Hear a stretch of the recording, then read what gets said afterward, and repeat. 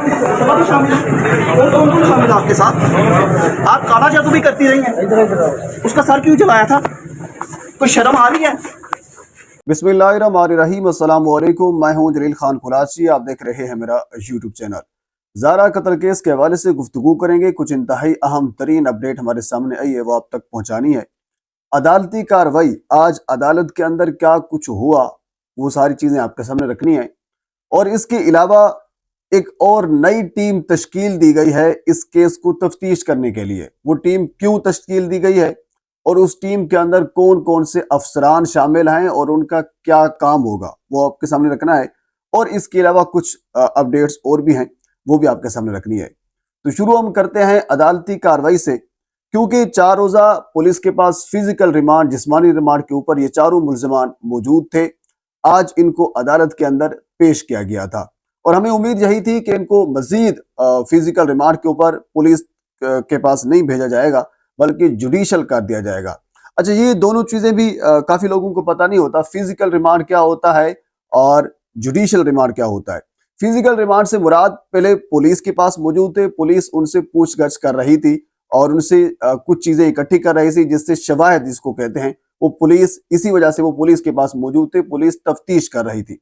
Police ने अपनी तफ्तीश अब मुकम्मल कर ली है। अब ये 14 रोज के लिए जुडिशल कर दिए गए हैं, यानी अब ये अदालत के पास मौजूद होंगे, यानी अदालत की सरबराही में, अदालत की जिम्मेदारी में ये अदालत के पास होंगे।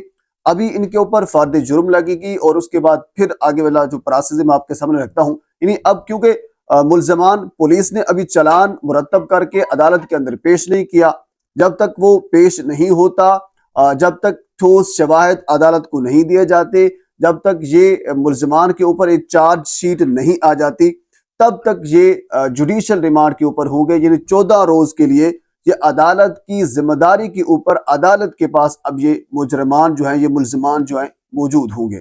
अब होगा ये, इन 14 रोज के अंदर पुलिस अपना जो चलान है वो मुरतब करके पुलिस दो चीजों को देखेगी।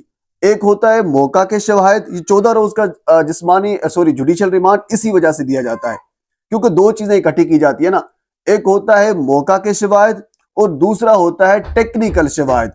मौका के शवाहिद तो ठीक है, पुलिस ने इकट्ठे भी कर लिए। मौका के शवाहिद से मुराद वो छुरी, वो टोका और जिस जगह के ऊपर सारी या बाकी चीजें फेंकी गई थी, वो सारी चीजें पुलिस ने इकट्ठी कर ली, उसको मौका के शवाहिद कहते हैं।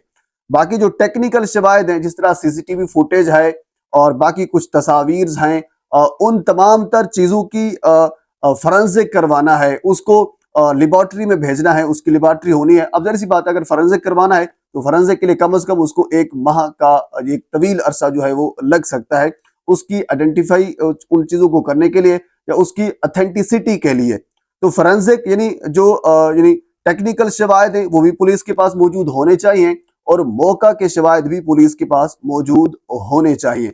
तो इन 14 दिनों के अंदर पुलिस अपनी तमाम तर फाइंडिंग और तफ्तीश, जो भी उन्होंने तफ्तीश इन मुल्जिमान से की है, जो कुछ रिकवर किया है, सब कुछ करने के बावजूद एक चलान मुरतब करेगी और वो चलान देकर अदालत में पेश करेगी। तो उसके बाद फिर अदालत करती क्या है, अदालत करेगी फर्द जुर्म आयद इन मुजरमान के ऊपर, इन मुल्जिमान के ऊपर। उसके बाद फिर जब 14 दिन के बाद ये मुल्जिमान एक मरतबा फिर अदालत के अंदर पेश होंगे।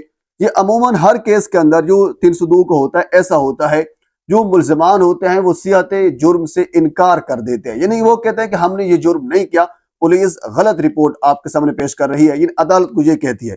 तो फिर उसके ऊपर अदालत ये कहती है पुलिस को, यानी प्रोसिक्यूशन को, कि आप के पास जो ठोस शवाहिद हैं, यानी टेक्निकल शवाहिद जो आपके पास हैं वो पेश किए जाएं, जो मौका के शवाहिद हैं वो पेश किए जाएं, ताकि आपने जो फाइंडिंग लिखी है, जो चलान आपने मुरतब किया है, उसको आप साबित करें कि ये आपने जो कुछ भी लिखा है ये दुरुस्त है। तो इस चीज को साबित करने के लिए पुलिस को टाइम दिया जाता है। पुलिस मजीद टाइम लेती है और अदालत के अंदर प्रोसिक्यूशन इस चीज को साबित करता है कि नहीं ऐसा हुआ है। उसके बाद फिर होगा ये कि इस्तगासा के जो गवाह ने उनको पेश किया जाएगा और उसके बाद फिर 342 की जो स्टेटमेंट है वो दिलवाई जाएगी। फिर एक अदालत की जानिब से एक सवालनामा इन मुल्जमान को दिया जाएगा, ये उसके जवाबात फिर अदालत के अंदर जमा करवाएंगे। फिर उसको अदालत देखेगी, यानी सवालात की जो जवाबात थे वो क्या थे اور اس کے بعد پھر پولیس کی فائنڈنگ اور پولیس کی تفتیش کیا تھی، تو ان تمام تر چیزوں کو دیکھنے کے باوجود، ان تمام تر ثبوتوں کو دیکھنے کے باوجود، دونوں سائیڈ کے جو ثبوت ہوں گے ان کو دیکھنے کے باوجود پھر عدالت اپنی سزا اور جزا کا جو ایک پروسیس ہوگا اس کو وائنڈ اپ کرے گی، یعنی پھر جا کر سزا ان ملزمان کو ملے گی۔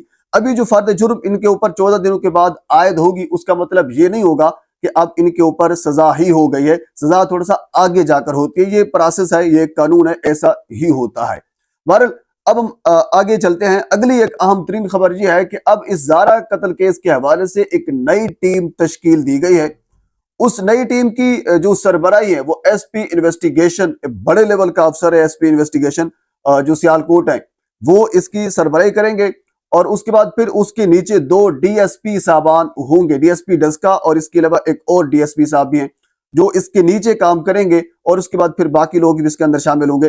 یعنی بیسیکلی انہوں نے اس کیس کی تفتیش یہ کرنی ہے، تفتیش کر کے چلان مرتب کر کے عدالت کے اندر پیش تو وہ کریں گے، یعنی انہوں نے اس چیز کو آئیڈینٹیفائی کرنا ہے کہ ان چاروں ملزمان میں سے جرم کس کا بنتا ہے، یعنی سزا کس کو، کیا سزا۔ اب ظاہر سی بات ہے یہ چاروں ملزمان ہیں، چاروں کو پھانسی تو نہیں دی جائے گی، یا چاروں کو 25 سال کی سزا تو نہیں ہوگی، ہر ایک کا اپنا جرم ہوگا اور اسی جرم کے تناسب سے اس کو سزا دی جائے گی۔ یہ سزا کیسے عدالت طے کرے گی؟ یہ جو اب ایس پی انویسٹیگیشن کی سربراہی میں جو نئی ٹیم تشکیل دی گئی ہے، اس ٹیم کی جو فائنڈنگ ہوگی، جو تفتیش ہوگی، اس کی بنیاد کے اوپر پھر عدالت ان چاروں ملزمان کو، یعنی کس کو کیا سزا دینی ہے، وہ عدالت پھر طے کرے گی۔ یہ بھی جہاں تک ہو گیا۔ آج عدالت کے اندر ہم نے یہ دیکھا، یقین مانے یہ وہ ملزمان تھے چاروں جن کے پاس کہنے کے لیے کچھ نہیں تھا، وہ منہ چھپاتے پھر رہے تھے۔ ہمارے جو میڈیا پرسن تھے، ظاہر سی بات ہے ان کا کام ہوتا ہے آگے جا کر سوال کرنا، وہ ان سے سوالات کر رہے تھے کہ آپ کو شرم آتی ہے؟ آپ نے اپنی بہو کے ساتھ جو کچھ کیا آپ نے صحیح کیا؟ آپ نے یعنی آپ نے یہ کیوں کیا؟ آپ نے زارا کا سر کیوں جلایا؟ یعنی اس قسم کے سوالات جو حقائق کے اوپر مبنی تھے، اور وہ ہمارے میڈیا پرسن ان سے کر رہے تھے، اور وہ منہ چھپا کے پھر رہے تھے۔ ان کے پاس یعنی کہنے کو ذرا سی بات ہے، دور کی بات ہے، ان کے پاس منہ چھپانے کے لیے جگہ نہیں تھی۔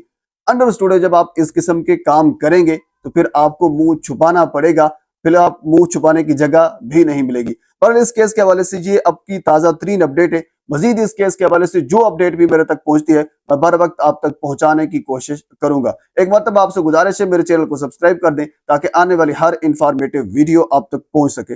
اللہ حافظ۔